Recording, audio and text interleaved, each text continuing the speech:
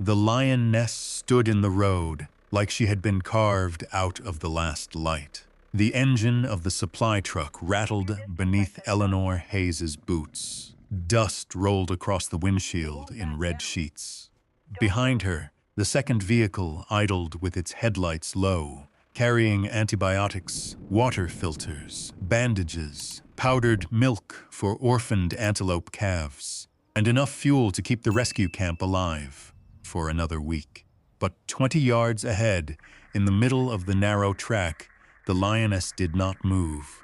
She was broad-shouldered but thin from the dry season, her ribs faint beneath tawny hide. A pale scar crossed one shoulder, catching the sunset like a piece of old bone. Her tail flicked once. Her ears were forward. She was not crouching. She was not charging. She was simply standing there, blocking the only road into Katala Rescue Camp. Beside Eleanor, the driver whispered, "That's heard again." Eleanor did not answer right away. The Lioness stared past the truck, not at Eleanor exactly, but through the glass, through the engine noise, through every human plan that had been drawn on paper. The radio crackled. "Katala convoy, report position." Eleanor lifted the handset. "We are stopped at the wash road." A pause. Then a younger voice came through, tense and impatient. "Because of the Lioness?" Eleanor looked at the sky. The western clouds were thickening, black at the base, lit gold at the top. In the dry season, clouds often lied. They built themselves into towers and moved on without giving a drop of mercy. But these clouds were different. They had weight. They had smell. Rain was coming hard. "Yes," Eleanor said, "because of the Lioness." The driver swallowed. "We can sound." The horn, "No." "We can inch forward." "No." The Lioness turned her head toward the dry riverbed just beyond the bend. She took 3 slow steps, stopped again, and looked back toward the convoy. That was what made Eleanor's stomach tighten. Not the animal's size, not the scar, not even the fact that this was the 5th evening she had appeared in the road. It was the repetition. Same hour, same bend, same stillness, same retreat toward the wash. Behind them, someone from the second truck honked once. The Lioness flinched. Not much, but enough. Her lips lifted from her teeth in a silent warning. The driver froze. Eleanor grabbed the radio. No horns. Nobody leaves a vehicle. Nobody tries to push her. From the camp, the young voice came back. "Eleanor, we have 2 sedated animals waiting on fluids and 1 filtration tank almost dry.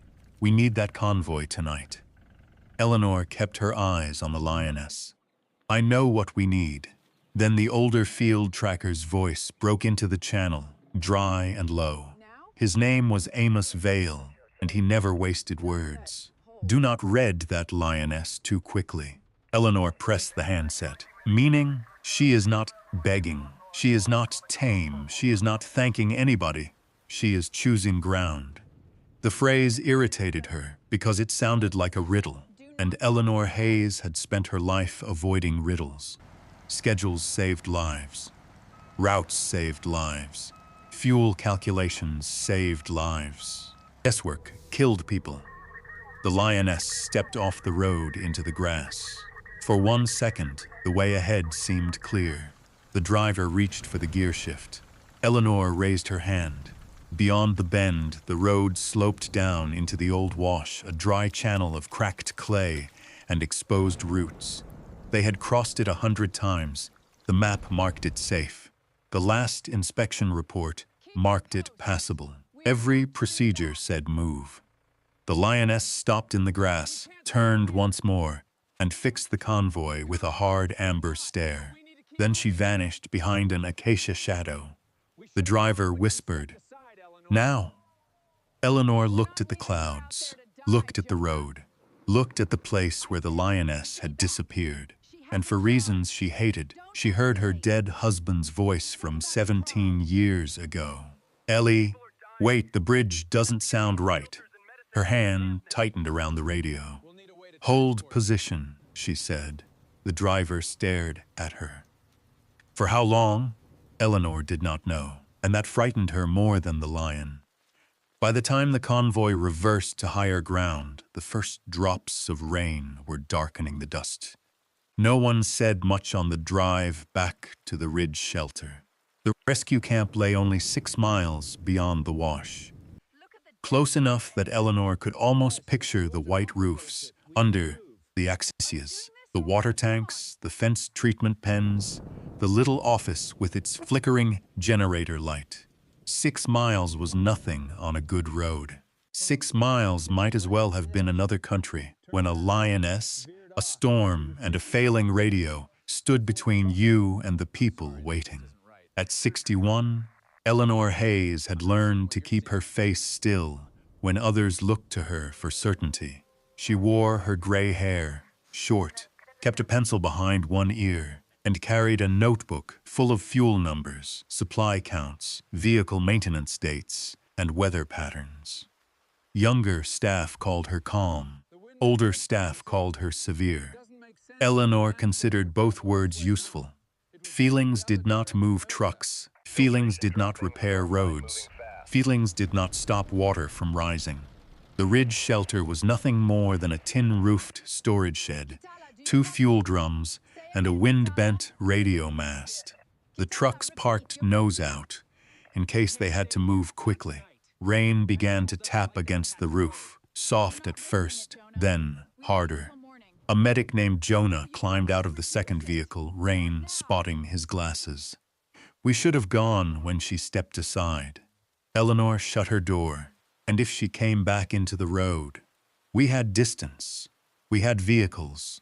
She was not charging. That is exactly why we do not escalate. Jonah rubbed both hands over his face. I respect that. I do.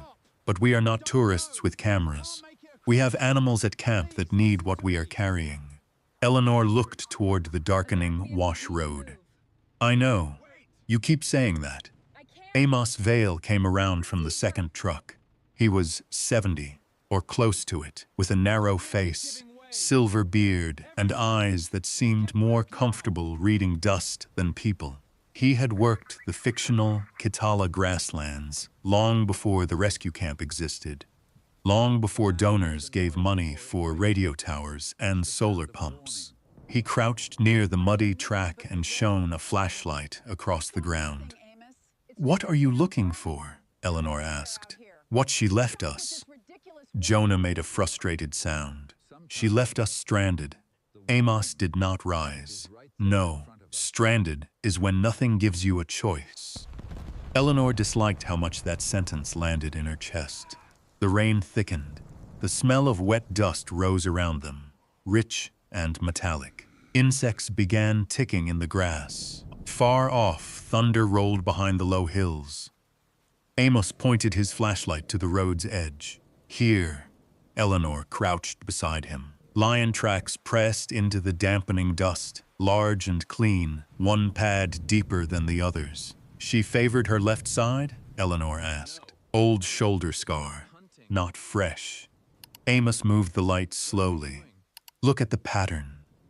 The tracks came from the grass, entered the road, stopped in the center, then moved backward and off to the side, not forward, not across the wash. She would not cross, Amos said. Maybe because of the trucks. No, these are before we arrived. Eleanor followed the marks with her eyes. There were older impressions beneath the fresh ones, faint but visible, where the first raindrops had not yet erased them. The same arc, the same refusal. The Lioness had approached the road more than once without crossing the dry wash. Jonah folded his arms. Or she smelled people near the camp. Amos shook his head. Camp is beyond the wash. Wind is wrong for that. Eleanor stood, unease moving through her. The radio popped with static, then a broken voice. Convoy, this is Kitala. Filtration tank dropping. Storm line moving fast, Eleanor answered. Kitala, this is Convoy. We are holding at Ridge Shelter. Say again. Static swallowed the reply. Jonah looked at her. We cannot sit here all night. because an animal does not like a patch of road. Eleanor turned toward him sharply. Do not reduce it. The force in her own voice surprised her. Jonah's expression changed. He lowered his gaze. I'm sorry. Eleanor looked away. The rain on the roof became a roar, and for a moment it was not rain on tin. It was rain on the roof of an evacuation bus 17 years earlier. It was voices shouting over radios. It was the emergency route through Pine County after 3 days of floodwater. It was Eleanor's husband, Daniel, standing at the edge of a bridge, listening. Not looking. Listening.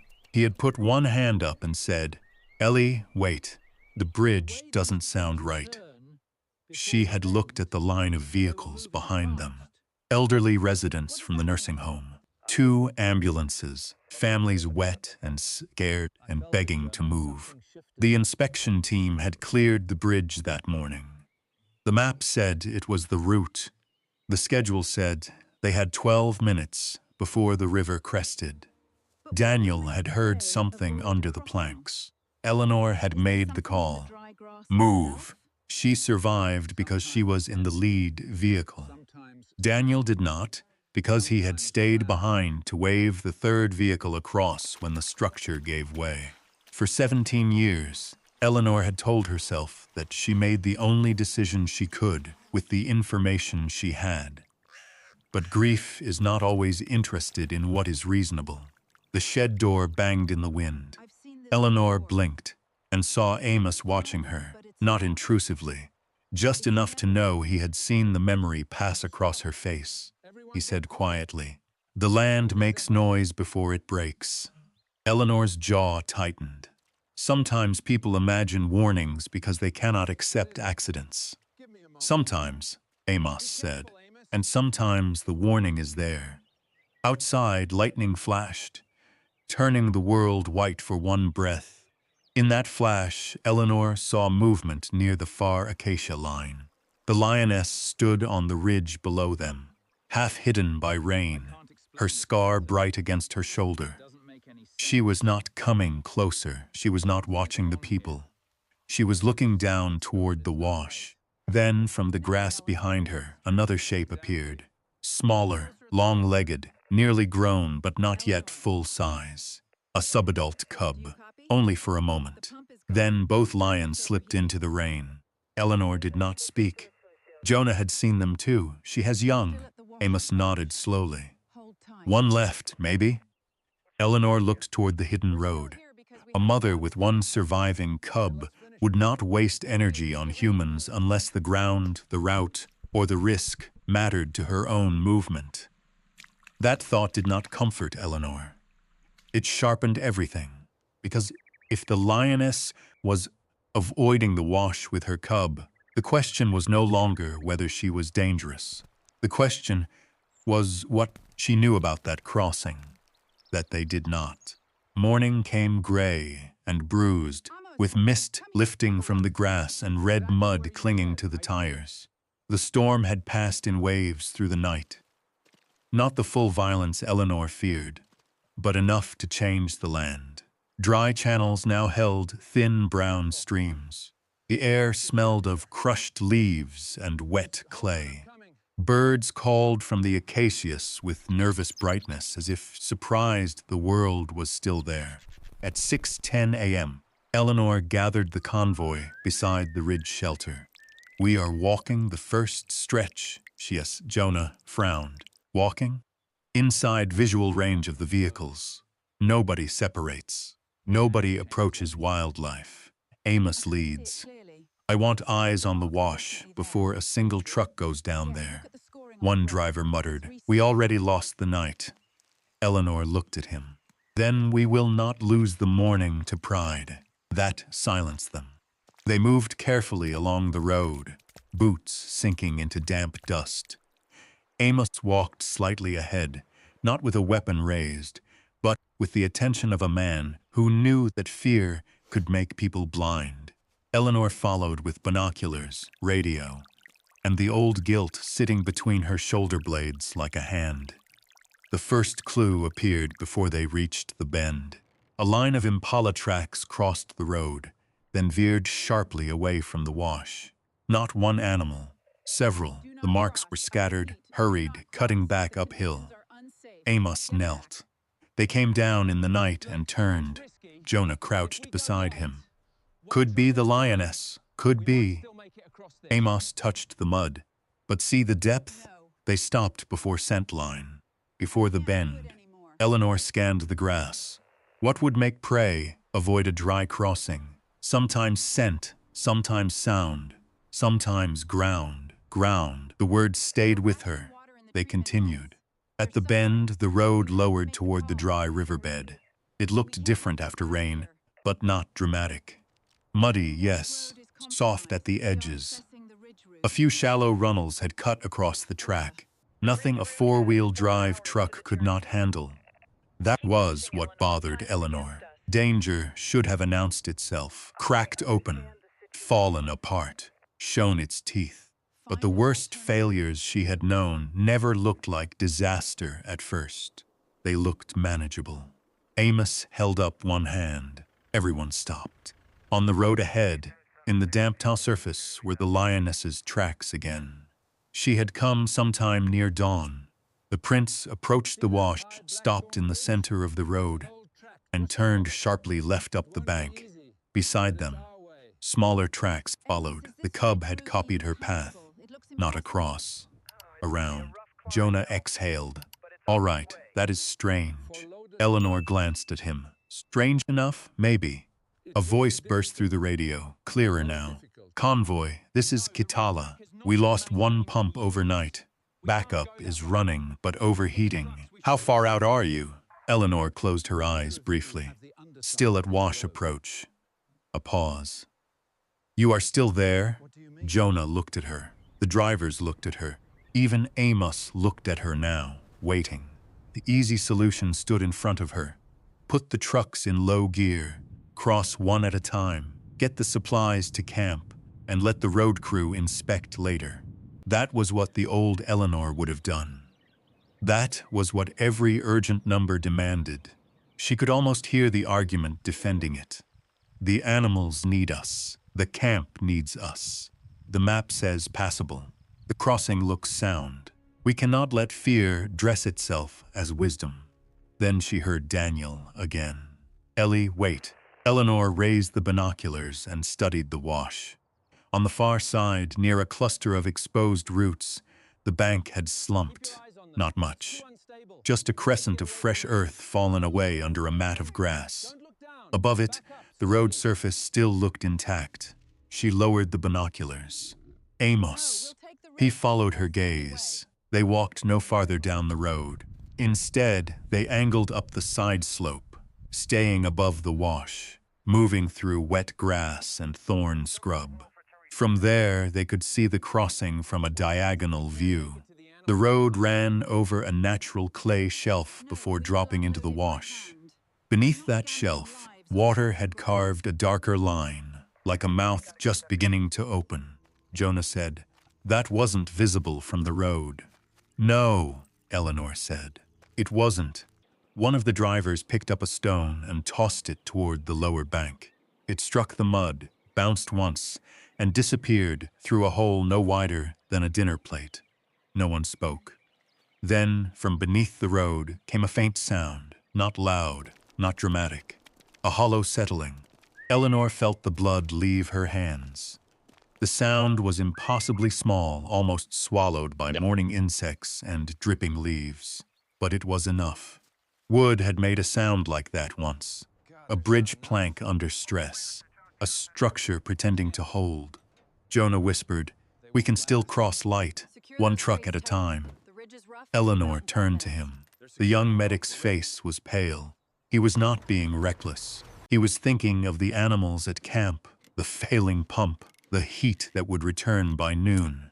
Good intentions can sound exactly like pressure. "No," Eleanor said. "Eleanor, no truck goes over that shelf." The radio crackled. "Convoy, please respond. We are rationing water in treatment pens." Eleanor brought the handset to her mouth. Her voice wanted to shake. She did not let it. "Kitala, This is Convoy. The main wash road is compromised. We are assessing ridge route. Static, then disbelief. The ridge route adds 4 hours. Maybe. We may not have 4 hours. Eleanor stared at the crossing. There it was, the moral cut of the whole story. Immediate need on one side, hidden danger on the other. If she waited and the camp lost animals, she would carry that. If she crossed and the road collapsed, she would carry worse, Amos said. There is an old track above the Blackthorn Ridge. Eleanor looked at him. Passable? For empty vehicles, yes. For loaded trucks. He looked toward the sky. Difficult. Jonah shook his head. That track hasn't been maintained in years. Neither has the underside of this road, Amos said. A gust of wind moved through the wet grass. Then they saw the Lioness again. She emerged on the far side of the wash, high on a slope where the grass was silver with rain. Her cub stood behind her, half visible. The Lioness did not roar. She did not come closer. She simply watched the wash below. For a moment, the humans and the lions occupied opposite sides of the same hidden danger. Eleanor felt something inside her shift, not soften, exactly, but unclench. The Lioness was not a messenger, not a guardian, not a miracle sent to heal Eleanor's past. She was a mother choosing safe ground. And that was enough. Eleanor turned to the convoy. We take the ridge. One driver swore under his breath. Jonah looked at the supplies, then at the bad road. And if we cannot make it, then we unload by hand before we gamble lives on rotten ground. Her own words surprised her, not because they were brave, but because they were humble. For 17 years, she had believed humility meant admitting you had failed.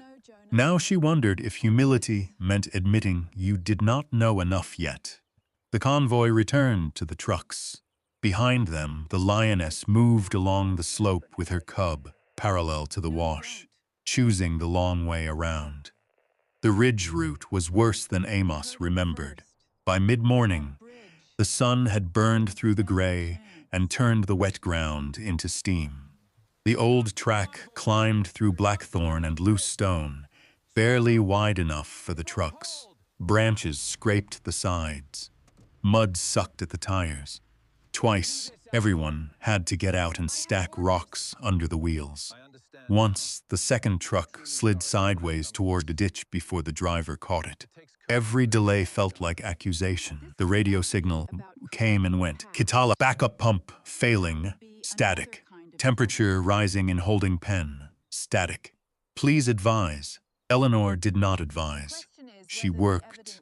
She carried crates with the others. She tied tow lines. She walked ahead with Amos when the track narrowed and marked stones with strips of cloth. Sweat ran down her neck. Mud streaked her pants. Her controlled, paper-clean world had become thorn, heat, and risk. At noon, they stopped under a cluster of acacias. The camp was still miles away. Jonah leaned against a tire, breathing hard. I need to say something. Eleanor took a drink of warm water. Say it. If we lose animals because we chose this route, the staff will blame you.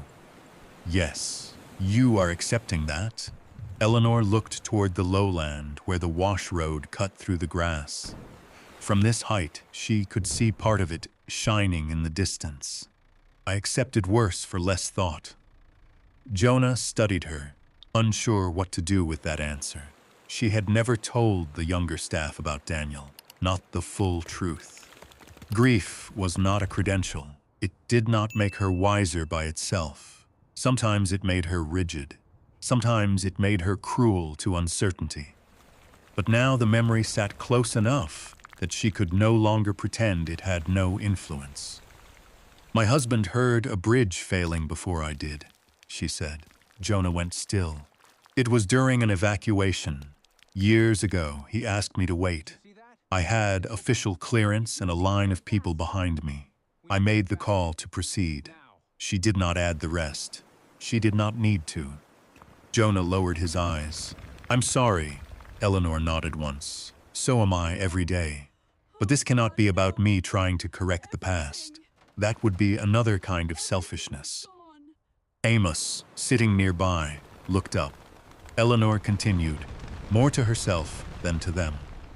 The question is whether the evidence in front of us is enough.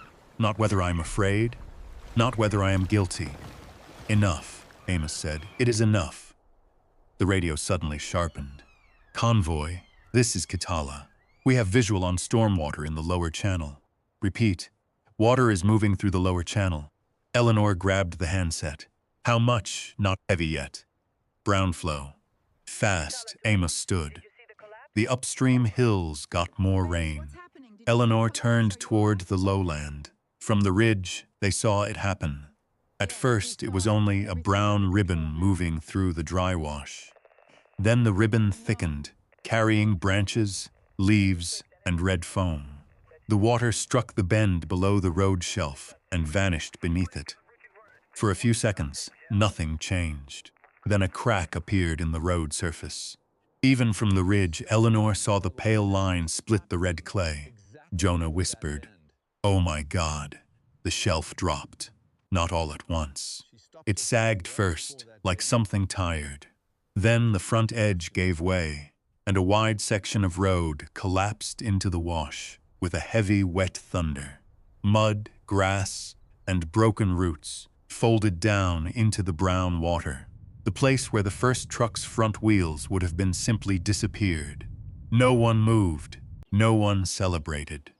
The sound rolled across the savanna and faded into bird calls, an engine ticking.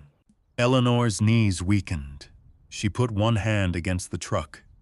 She did not see Daniel in the collapse. That would have been too simple, too cinematic, too false. The past did not replay itself for closure. But she felt, for the first time in years, the difference between punishment and warning. A warning is not mercy unless someone listens. The radio came alive with voices. Convoy, did you see that? Eleanor pressed the handset. We saw it. Was anyone on it? No. A long silence. Then the camp manager's voice, softer. Copy. Jonah sat down on a rock as if his legs had given out.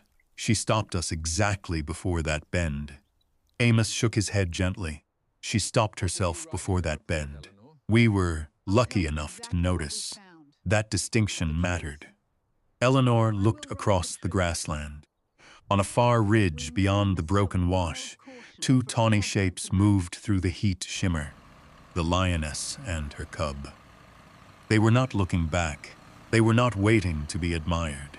They were traveling along high ground, away from the collapse, away from people, away from the story humans were already tempted to tell about them. Eleanor watched until they disappeared.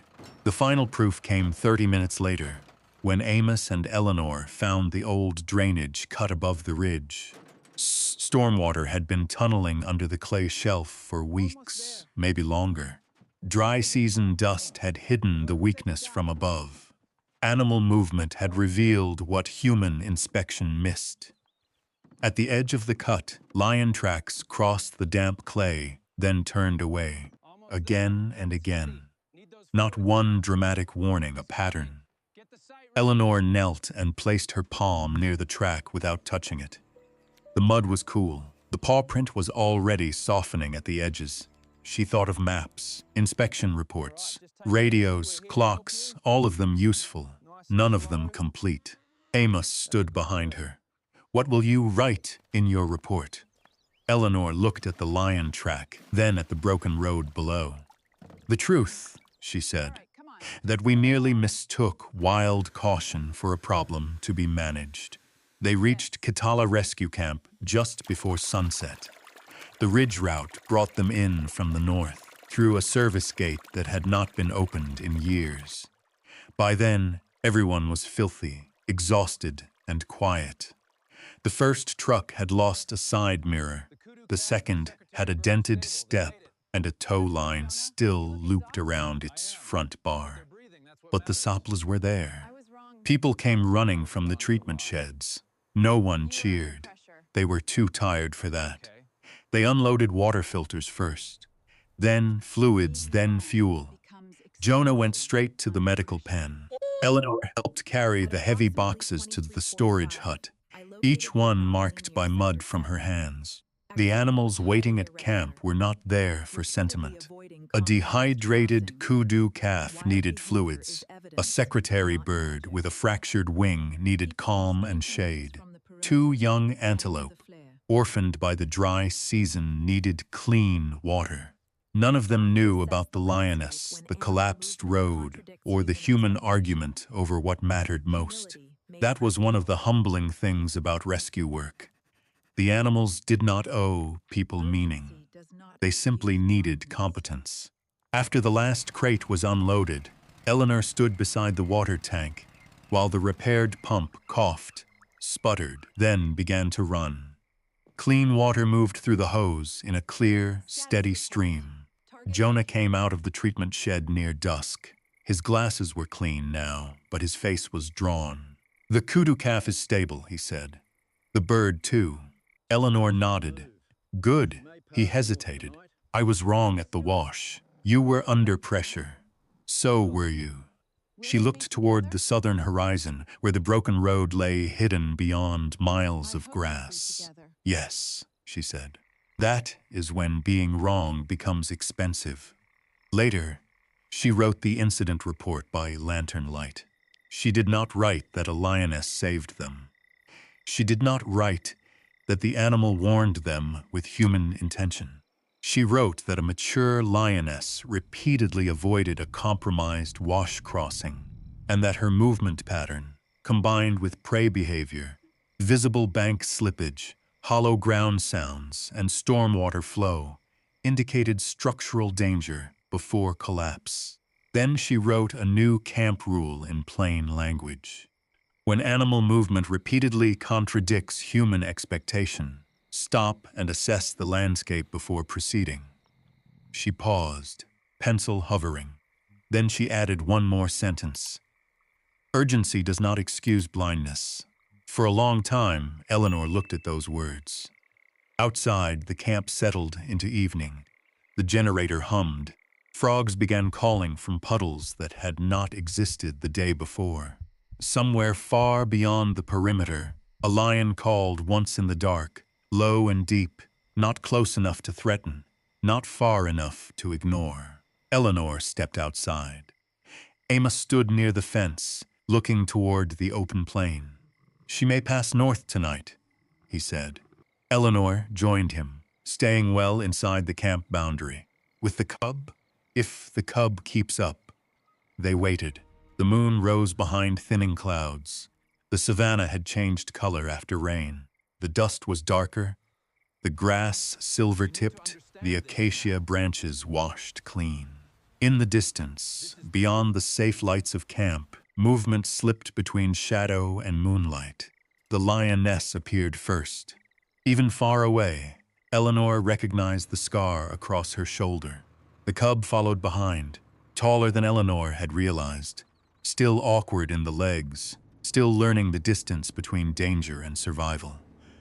The lioness stopped once, on a low rise. She did not look toward the camp as if posing for gratitude.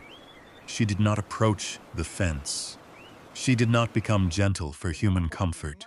She stood in her own world, alert to wind, scent, night sounds, and the restless body of her cub behind her. Then she moved on. The cub followed. They crossed the open silver grass and disappeared into a line of acacia shadow. Eleanor felt grief rise in her, but it was different tonight. Less like a locked room, more like a door left open to air. Amos said nothing. That was his kindness. Eleanor thought of Daniel, not in the moment of loss, but before it. His hand raised, his head tilted, listening. She had spent 17 years remembering that as accusation. For the first time, she wondered if she could remember it as teaching. The next morning, she drove with Amos to the new edge of the collapsed wash. They stayed far back from the break. The road had fallen into a jagged wound of clay and roots. Brown water still moved below, quieter now but strong enough to carry debris. Jonah came with them to place warning markers on the ridge approach. He worked without complaint. At one point, he looked across the wash and said, "People will turn this into a legend." Eleanor gave a small, tired smile. People like legends. What will you tell them? That the Lioness was wild, that she chose safe ground, that we were fortunate enough to learn from it before we destroyed ourselves trying to stay on schedule. Jonah nodded. That may not be as catchy. No, Eleanor said, but it might be more useful. They stood in the morning light, 3 humans, beside a broken road, looking at what they had almost failed to see. Across the mud, a set of lion tracks marked the high bank. They were already drying at the edges. Soon, wind would soften them. Sun would flatten them. Grass would grow over the root, and the lioness would become part of the Savanna's ongoing life. Not a symbol, not a savior, not a story made obedient for human hearts. That was the ending Eleanor found most difficult and most beautiful. The lioness owed them nothing, and still, because she had lived as a lioness, must live. Alert, cautious, unwilling to cross bad ground, humans had been given a chance to become less arrogant. Eleanor took off her hat and stood quietly in the heat. She did not pray to the animal. She did not thank the empty bank out loud. She simply listened. Water moved below. Insects buzzed in the grass. Somewhere beyond the acacias, unseen and untamed, the lioness kept walking.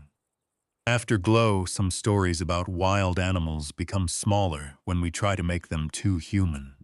A lion does not need to become gentle to be meaningful. A lioness does not need to love people, thank people, or understand their grief to change the course of a human life. Sometimes the deepest lesson comes from respecting the distance between us.